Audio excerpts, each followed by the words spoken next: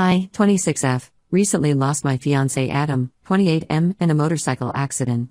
This happened just over a month ago, and I'm still struggling to process everything. We had been together for 5 years after meeting in our final year of college. He was studying engineering while I was completing my teaching degree. We clicked instantly, both of us were driven, shared similar values, and dreamed of building a life focused on helping others. We got engaged 6 months ago in the most beautiful way. He proposed during our morning hike, saying he wanted every sunrise of his life to be with me. We lived in a beautiful apartment in a nice area of the city. I actually found this place 3 years ago when I started my first teaching job. The location was perfect, close to my school and walking distance from the local park where Adam and I spent countless evenings. The rent was surprisingly affordable because I knew the building manager through a family friend. I signed the lease myself and lived alone for the first year. Adam moved in 2 years ago when he got a job at a nearby firm, and we split all expenses equally since then. Some background about Adam's family: his parents divorced when he was 12. His mom Sarah remarried quickly to a wealthy businessman, and they had his half-sister Emma, 24F, shortly after. Emma is currently 7 months pregnant with her first child. Adam's dad never remarried and sadly passed away during Adam's second year of college. He left Adam some inheritance, which Adam used partly for his education and partly invested for our future together. Adam was always closer to his dad. I think it was because his mom Sarah changed completely after remarrying. She became obsessed with social status and maintaining a luxury lifestyle. Adam told me stories about how she would criticize him for choosing engineering over business school, saying he was wasting his potential on a middle-class career. Emma, on the other hand, was groomed to follow in their stepdad's footsteps. She went to an expensive private university and now works at a prestigious finance firm, though from what Adam told me, her stepdad's connections played a big role in getting her that position. Sarah never approved of me. From the moment Adam introduced me at a family dinner 4 years ago, she made it clear I wasn't what she had in mind for her son. She would make subtle digs about my career choice, saying things like it must be so rewarding to be a teacher, even if the pay is barely above minimum wage, or Emma's bonus this quarter was probably more than your annual salary. Adam always defended me and maintained firm boundaries with his mom, which only made her dislike me more. Emma wasn't openly hostile like her mom, but she wasn't friendly either. She would exclude me from sister-in-law shopping trips and family events, only inviting me when Adam explicitly asked about me. When we announced our engagement, Sarah and Emma's congratulations felt forced. They didn't even offer to help with wedding planning, though they threw a massive party when Emma announced her pregnancy 3 months ago. After Adam's accident, everything changed. Sarah started visiting frequently, supposedly to check on me. At first, I thought she was trying to mend fences, united in our grief for Adam. I should have known better. Last week, Sarah showed up with Emma for one of these visits. After some awkward small talk about how I was coping, they dropped their real reason for coming. Sarah started talking about how this apartment must feel too big for just one person, and how Emma was struggling to find a suitable place to start her family. Then came the bombshell: they wanted me to give up the apartment to Emma and her boyfriend. Their justification? Since Adam was gone, I had too much space in what Sarah called their son's apartment, completely ignoring the fact that the lease was in my name. They said Emma needed a nice place before the baby came, and this apartment was perfect since she was familiar with the neighborhood. When I refused, saying I wasn't ready to move and this was my home with Adam, Sarah got angry. She accused me of being selfish, saying I was denying her grandbaby a good home.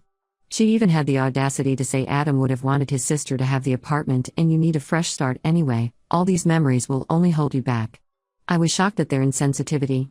It had barely been a month since I lost the love of my life, and here they were, trying to take away our home. They kept pressuring me, saying Emma was too exhausted to apartment hunt while pregnant. Sarah even suggested I could stay temporarily while looking for a smaller place, as if she was doing me a favor by letting me stay in my own apartment. After they left, they started calling and texting constantly, sending other family members to reason with me. Emma's boyfriend even showed up one evening, talking about their nursery plans for what would be their baby's room, the room that still had Adam's clothes in the closet. I couldn't handle their harassment anymore. I packed some essential items and went to stay with my grandpa George. He's been my rock since losing my parents in a car crash when I was 16. He raised me through my teenage years and helped put me through college. When he asked why I suddenly showed up with my bags, I broke down and told him everything. What happened next was completely unexpected. My grandpa got furious, not just regular angry, but a cold, quiet fury I'd never seen before. It turned out he had been financially supporting Sarah's family business for years through his investment firm. Apparently, Adam's dad was his old friend and business partner. After his death, my grandpa continued investing in Sarah's company out of loyalty to his friend's memory. My grandpa immediately called his business manager and withdrew all investments and support from Sarah's business ventures. When she called frantically asking why, he told her exactly what he thought about her treatment of his grieving granddaughter. Now Sarah and Emma are telling everyone that I deliberately manipulated my grandpa to ruin them financially as revenge for asking about the apartment. Most of Adam's family is siding with them, calling me heartless for affecting a pregnant woman's stability. They're saying I should have just said no to the apartment request instead of vindictively going after their livelihood. But I never asked my grandpa to do anything. I was just sharing what happened because he asked why I was upset. Ida for telling him the truth which led to these consequences? Update 1 first, I want to thank everyone who commented on my original post. Your support and validation meant the world to me during this difficult time. Many people have been messaging asking for updates, so here's what's happened in the past 2 weeks. The situation with Sarah and Emma has exploded in ways I never expected. After my grandpa withdrew his investments, apparently Sarah had a complete meltdown at her office. My grandpa's business partner, Michael, who managed Sarah's company accounts, finally came forward with information he'd been sitting on for years. It turns out Sarah had been running her company like a personal piggy bank. Michael showed my grandpa detailed records of how she had been embezzling money for years. She used company funds for luxury purchases, designer clothes, spa treatments, exotic vacations, while reporting losses to get more investment from my grandpa. She even bought Emma a brand new BMW for her 23rd birthday using company money, recording it as transportation expenses in the books. The real reason behind their desperate attempt to get my apartment came to light too. Sarah's house, the one she always bragged about during family gatherings, is being foreclosed. She hadn't paid the mortgage in months, instead using that money to maintain appearances. Emma's situation isn't much better. Her boyfriend lost his job 3 months ago, right around when they announced the pregnancy, due to company downsizing. They'd been living off Sarah's stolen money since then. They targeted my apartment because they knew they couldn't afford market rent anywhere in this area. The average rent here is almost double what I pay, thanks to my connection with the building manager. They thought they could manipulate me into giving up my favorable lease by using Adam's memory against me. Michael revealed that Sarah had actually been planning this move even before Adam's accident. He overheard her telling Emma that they'd figure out a way to get that apartment eventually. When all this information started spreading through the family grapevine, the reaction was intense.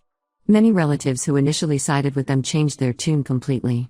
Adam's cousins, who had been sending me angry messages about destroying a pregnant woman's security, started reaching out to apologize. Several of them shared stories about times Sarah had borrowed money from them with various excuses, never paying it back. Sarah tried to do damage control by posting a lengthy video on Facebook. She was crying throughout, claiming she was just a struggling single mom who made some mistakes trying to provide for her children. She said she only took small loans from the company during tough times, intending to pay everything back. According to her, I was being cruel by exposing her situation when she was just trying to help her pregnant daughter find a safe home. Her performance might have worked if Emma hadn't accidentally exposed their lies. While Sarah was playing the poverty card, Emma was still posting Instagram stories from expensive restaurants and designer boutiques. She even shared, and quickly deleted, a photo of herself shopping for a $3,000 crib, complaining that it was so hard to find good baby furniture these days. Adam's cousin Jessica screenshot everything before Emma could delete it and shared it in the family group chat. The most heartbreaking revelation came when I finally gathered the courage to go through Adam's home office. In his desk drawer, I found several letters he had written but never sent. Some were addressed to his mom, others to Emma, and a few to me. Reading them was difficult, but they showed that Adam had been aware of some of his mom's questionable behavior. In one letter dated 2 months before his accident, he expressed serious concerns about his mom's business practices. He had noticed some irregularities when helping her with tax documents and had confronted her about it. She dismissed his concerns and accused him of not trusting her. Adam had actually started reducing contact with them in his final months, but he never told me because we were busy with wedding planning and he didn't want to add to my stress. This discovery hit me hard. I've been wondering if I should have noticed something was wrong, if I could have helped him deal with this burden. But as my grandpa reminded me, Adam made his choice to protect me, just as I'm now making my choice to stand up to their manipulation. My grandpa's legal team is conducting a formal investigation into Sarah's financial misconduct. They've already found evidence of tax fraud and misappropriation of investor funds. Sarah tried to negotiate last week. She sent a message through Emma's boyfriend offering to let me keep the apartment if we dropped the investigation. The audacity of offering me my own apartment as a bargaining chip just made my grandpa more determined to uncover everything. I'm still staying at my grandpa's house for now. The apartment feels too empty without Adam, but I'm not giving it up. Not because they want it, but because it's where Adam and I built our life together. Every corner holds memories of our love, from the coffee stains on the kitchen counter from our Sunday morning breakfast to the slightly crooked shelf he installed in our bedroom. I'm not ready to let that go. Some family members are still telling me to show mercy because Emma is pregnant. But as one commenter on my original post said, being pregnant doesn't give you the right to steal someone's home or their money. I didn't ask for any of this to happen, but I'm not going to apologize for telling the truth either. I'll update again if anything significant happens. For now, I'm trying to focus on healing and honoring Adam's memory by standing up to the very people he was trying to protect me from. Update 2: It's been a month since my last update, and the situation has gotten even more complicated. The investigation into Sarah's business dealings revealed things that were worse than anyone expected, things that made me realize I never really knew my fiancé's family at all. The biggest revelation came when my grandpa's forensic accountants started digging into old financial records. Remember the inheritance Adam received from his dad? We discovered that Sarah had somehow maintained her position as a trustee on those accounts even after Adam turned 25, when she was supposed to be removed. She used this access to systematically steal money from her own son for years. The way she did it was calculated and cruel. She would make small withdrawals, just a few $1,000s at a time, then manipulate the statements Adam received to hide these transactions. Over 6 years, she had stolen nearly $200,000 from Adam's inheritance. The money we thought was safely invested for our future had been funding her luxury lifestyle all along. What makes this even more heartbreaking is finding evidence that Adam had started to suspect something was wrong in his final months. The accountants found emails where he had questioned his mom about some discrepancies, but she always had excuses ready, blaming bank errors or claiming she was moving money to better investment accounts. She even gaslit him by saying his dad would be disappointed in him for not trusting his mother to manage his money. But Sarah's theft from Adam was just the tip of the iceberg. My grandpa's investigation revealed she had been running a sophisticated Ponzi scheme through her company. She used his reputation and investment to attract other investors, promising high returns based on fake profit reports. She would pay early investors using money from new ones while pocketing most of the funds. When my grandpa withdrew his support, the whole house of cards started falling apart. Multiple investors have come forward with complaints, realizing their money is gone. Some of these people were friends of Adam's dad who invested because they trusted his widow. Sarah had exploited not just her son's inheritance, but also his father's relationships and reputation. Emma's involvement in all this became clear too, though not in the way we expected. Last week, she showed up at my workplace. She was obviously showing it 8 months pregnant now, and she used her condition to get sympathy from my coworkers who let her wait in my classroom after school. At first, she acted apologetic, crying about how she didn't know the extent of her mom's schemes. Then she dropped the real reason for her visit: blackmail. She claimed to have evidence that Adam was planning to leave me before his death. According to her, he had been unhappy and was looking for ways to break off our engagement. She threatened to release emails and messages that would prove this unless I convinced my grandpa to reinvest in their company and drop the investigation. I called her bluff immediately. I knew Adam better than anyone, and we had been planning our wedding just days before the accident. When I demanded to see this evidence, Emma broke down and admitted everything was a lie. She begged me not to tell anyone about her blackmail attempt because it would stress the baby. The desperation in her voice was pathetic. She really thought she could manipulate me with fake threats about the one person who had always been honest with me. The day after Emma's failed blackmail attempt, Sarah and Emma disappeared. They abandoned their luxury cars at the airport, leaving behind a mess of unpaid bills and angry investors. Adam's Aunt Nancy called me yesterday to say she'd found boxes of Adam's childhood photos and memorabilia in Sarah's house, things she had kept from us, claiming they were lost during their moves. Nancy brought everything to me, including Adam's baby albums and his dad's old journals. Going through these memories has been bittersweet. There are so many photos of Adam with his dad, both of them smiling and happy before Sarah's remarriage changed everything. His dad's journals reveal he had concerns about Sarah's materialism and its influence on their children, but he died before he could protect Adam from her financial abuse. The apartment feels emptier without Adam, but somehow I feel closer to him now. Understanding what he was dealing with in his final months, how he tried to protect me from his family's toxicity while struggling with his own doubts about his mother, it makes me even more certain that standing my ground was the right thing to do. Most of Adam's extended family has now apologized to me, realizing they enabled Sarah's behavior for years by always believing her lies. His cousin Mark, who works in banking, is helping the investigation by providing records of suspicious transactions he had noticed but never reported because Sarah always had convincing explanations. The apartment that Sarah and Emma tried to take from me has become a symbol of truth prevailing over manipulation. My grandpa says Adam would be proud of me for not giving in to their emotional blackmail, and for the first time since this all started, I truly believe that. Update 3. It's been 3 months since everything first happened, and life is slowly finding a new rhythm, though not necessarily a comfortable one yet. I still miss Adam every day, but I'm learning to carry his memory in a way that gives me strength rather than just pain. Sarah and Emma were finally located living in a small town 2 states over. They had been staying with a distant relative who didn't know about the situation. Emma had her baby last week, a little girl. Several family members, including Adam's Aunt Nancy, have been trying to guilt-trip me into dropping the charges.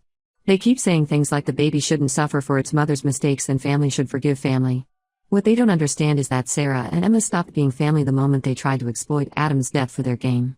The investigation has revealed even more shocking details. Sarah had apparently been planning to sell my apartment lease to another family for a hefty transfer fee, even though she had no legal right to do so.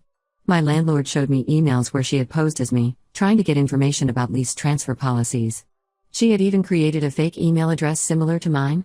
Thankfully, my landlord knew better and contacted me directly about these suspicious inquiries. I'm still teaching at the same school, but I've also started something meaningful in Adam's memory. Going through his things, I found a draft of an essay he had written about losing his dad young and how education had helped him cope. Inspired by this, I started a small scholarship fund in Adam's name for students who lost parents. The first scholarship will be awarded next semester. My students have been incredibly supportive, with some even organizing a fundraiser to contribute to the fund. Last week, while organizing Adam's home office, I found a hidden compartment in his desk drawer. Inside was a sealed envelope with my name on it, dated just 2 days before his accident. It contained his plans for our proposal, not the one he had already done, but a second one he was planning for our wedding day. He wanted to propose again at the altar, with new rings he had designed himself, symbolizing our journey from engagement to marriage. Along with the ring designs was the most beautiful letter about our future together. He wrote about the family we'd build, the adventures we'd have, and how every day with me made him a better person. The letter hit me hard, but it also gave me strength. Adam wrote about how much he admired my integrity and strength of character, the very qualities that helped me stand up to his family's manipulation. He knew who I was, and he loved me for exactly that person. My grandpa helped me install security cameras after some of Sarah's relatives started showing up unannounced to harass me. Last month, Emma's boyfriend tried to break in when he thought I wasn't home. The cameras caught everything, and now he's facing additional charges. I've been thinking about moving eventually, not because they pressured me, but because I might be ready for a fresh start soon. There's a teaching position opening up at a school in the city where Adam and I had planned to move after our wedding. But for now, this apartment holds too many precious memories of my time with him. Every morning, I have coffee on the balcony where we used to watch sunrises together. Every evening, I walk in the park where he first told me he loved me. Yesterday, I finally handed over all the evidence of Sarah's schemes to the federal investigators. Some people think I'm being too harsh by cooperating with the investigation, but as Adam wrote in his final letter to me, sometimes the kindest thing you can do is let people face the consequences of their actions. His words guide me still. Sarah recently tried to reach out through her lawyers, offering a settlement if I'd testify in her favor. I declined. No amount of money could make me dishonor Adam's memory by helping cover up his mother's crimes. My grandpa says I'm stronger than he ever imagined, but I think I'm just trying to be the person Adam always knew I could be.